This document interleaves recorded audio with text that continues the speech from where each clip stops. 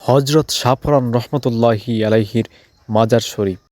Hello guys, আসসালামু আলাইকুম। আপনারা সবাই কেমন আছেন? আশা করি অনেক ভালো আছেন। তো গাইজ, আমি আপনাদেরকে আজকে দেখাবো আমাদের সিলেটের অন্যতম একজন অলি হজরত শাহপরান রহমতুল্লাহি আলাইহির মাজার শরীফ। হজরত শাহপরান রহমতুল্লাহি আলাইহি ছিলেন উপমহাদেশে ইসলাম প্রচারের এক উজ্জ্বল নক্ষত্র।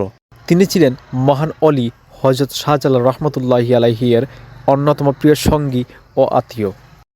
ঐতিহাসিকভাবে বর্ণিত আছে, হজরত শাহপরান রহমতুল্লাহি আলাইহি ছিলেন হজরত শাহজালাল রহমতুল্লাহি আলাইহির ভাগ্নে, অর্থাৎ রক্তের সম্পর্কের পাশাপাশি আধ্যাত্মিকতার সম্পর্কেও তিনি ছিলেন অত্যন্ত ঘনিষ্ঠ।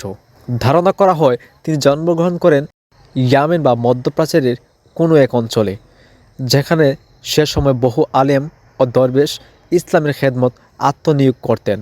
ইসলামের দাওয়াত ও সত্যের আলো ছড়ানোর উদ্দেশ্যে হজরত শাহজালাল রহমতুল্লাহি আলাইহির সাথে তিনি বাংলার সিলেট অঞ্চলে আগমন করেন। তখন সিলেট ছিল অন্ধকার ও কুসংস্কারে আচ্ছন্ন।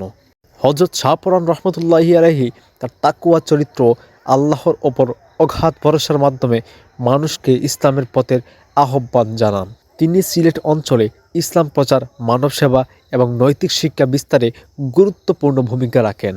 আজও তার মাজার শরীফ সিলেটে অবস্থিত, যেখানে অসংখ্য মানুষ শান্তি ও দোয়ার আশায় জিয়ারত করতে আসেন।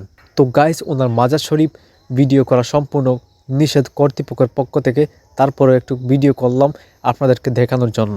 শেষে আমরা আল্লাহর দরবারে দোয়া করি, আল্লাহ যেন আমাদেরকে এই মহান অলিদের জীবন থেকে শিক্ষা নেওয়ার তৌফিক দান করেন।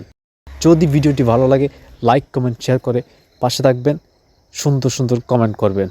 আসসালামু আলাইকুম ওয়া রাহমাতুল্লাহি ওয়া বারাকাতুহু।